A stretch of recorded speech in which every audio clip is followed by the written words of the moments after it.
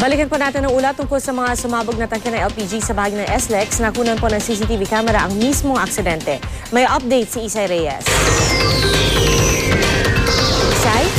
Pia, kagaya nga ng sinabi natin kanina, ipapakita natin ang CCTV footage ng naganap na pagsabog ng isang elf truck na may bit na LPG tanks. Nangyarang insidenteng ito sa Sukat Skyway southbound pasado alas 7 kaninang umaga.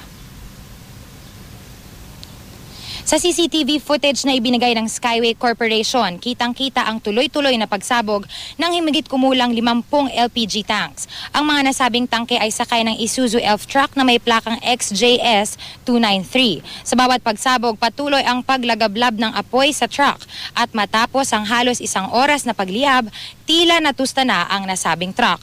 Kwento ng mga saksi, pa-southbound ang truck nang biglang maputukan ng gulong.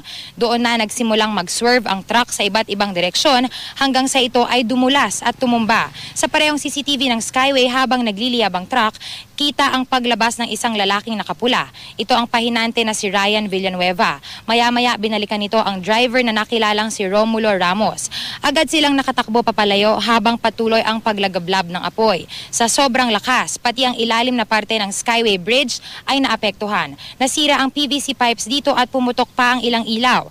Agad na isinugod sa pinakamalapit na ospital ang mga sugatang pahinante at driver.